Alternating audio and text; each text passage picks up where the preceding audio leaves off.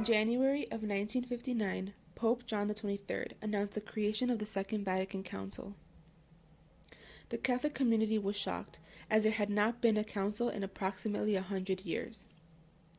Between the years of 1962 and 1965, the Pope, the College of Cardinals, the Council Fathers, advisors, and observers from other denominations and religions all came together to discuss the relationship between the Catholic Church and the modern world. As a result, there were 16 documents released that were constitutions, declarations, and decrees. Well, I was in our community's internal affairs. I was what they call a provincial. And so I was internal. Well, actually, the documents, we got those when we were still in high school. Oh. As we were finishing high school. So we started to learn about them at the end of high school and then during our novitiate training. Well, I remember, I can't remember the years, I think it was at least one year was 1962 when I was in 7th grade. And I remember our 7th grade teacher saying, pay attention to this council, this will be very important. After the documents were released and implemented, the Catholic community reacted, and there were some changes that were noticed immediately. What happened would be the shared authority. There had been a focus on whoever was the approved Mother General, approved by Rome, but elected by us, but elected by our elected delegates, not by us one-on-one. Now we all elect who it will be. And that person isn't called the Mother General. You know, they're the leader, the prioress of the congregation. But it's shared authority. No, I thought it was exciting. You know, because you could understand what was going on. Yeah.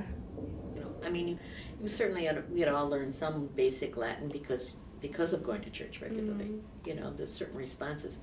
But then all of a sudden to be able to say, oh, we're saying this in English and this is what it was, you know. Yeah. And at least for me, you paid more attention. My part, you paid more attention to what was going on because you could understand it. You know, you saw it wasn't this mystery, you know, with the priest put this back to you and wondering what's going on up there. Yeah.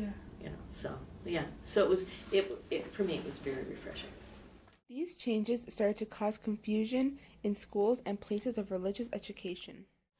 It was funny, we'd be sitting there in one professor's class, and the boys would be coming in from the other professor, and they would say, oh, Father so-and-so said this about religion. And the priest in our class would say, no, he didn't say that, he can't say that, because we don't believe that. So, oh yes, he did. So this happened about 2 or 3 times in a row within a month or two, and I realized, uh-oh, something's up. Probably, it almost seemed like it was overnight. Things changed. It wasn't just the Mass. The Mass changed gradually.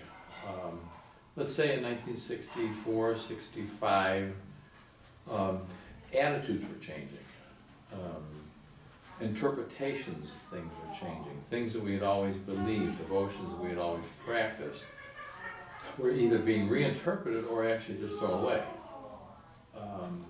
And pretty much within about a year or two, you could characterize it as if the bottom fell out of the old church that we had grown up in. However, there were some communities that helped their members as much as possible. I think for my home parish, we happened to have a priest at that time who was very much into making sure he kept up with all the changes in the church. Okay. So he initiated education classes for the adults on Sunday morning. It was a small rural parish, but he initiated education classes for the adults of the parish, while the children that were in CCD were having their own classes. So I think that was significant for me to know that he was committed to the changes, and it was important that the adults be educated. So what exactly were the changes? For starters, the Mass was no longer in Latin. These Masses were now being celebrated in the predominant language or languages of the community. Nuns were now encouraged to change out of their habits and interact with the community and become a part of it. Another major change was that members of other religions were no longer seen as condemned, but rather our separated brothers and sisters. So what did this do for the church conceptually? We weren't owned. We could, sometimes some people who reacted against our renewal acted like they owned us. Well, who, is deciding this? And so there can be that kind of reaction even today. Yeah. You're not a real nun. Look at you. You don't look like one, you don't live it right. I think right now we're in a time of, how do I want to say it? Perhaps stress. I am aware of the diocese that I came from when I came to Chicago. We had a bishop who was extremely conservative, and it had been a great diocese. From my point of view, the clergy were, happy to be doing what they're doing and all of that. And it happens that this bishop brought in some very traditional priests from another country, extremely conservative. And it just started to pull people apart, because you had the people that were so happy with what had been going on, and then you had this element coming in of very, very conservative folks. The number of people going to church now, back when, as I said, when I was in 7th or 8th grade, 75% of Catholics in the United States went to Mass. 80 or 90% in Ireland went to Mass. I don't know what it was in the rest of Europe or Mexico, but in the United States, 75% of people went to Mass. When I went into the seminary, probably in every school, 2 to 10 young men would go to the seminary.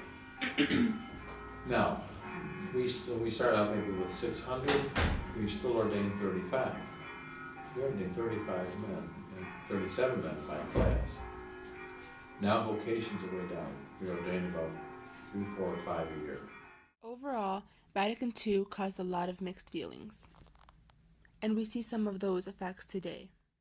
I think people have become very open about what their beliefs are and how they want things, and by people I mean everybody. I mean whether they're church leaders or the regular folks in the pew. A lot are pretty vocal about what they think it should be like.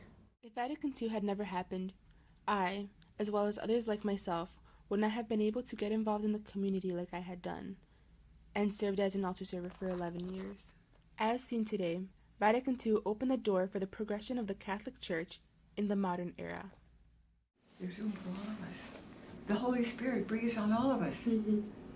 And so we accept them, and we hope to be accepted too.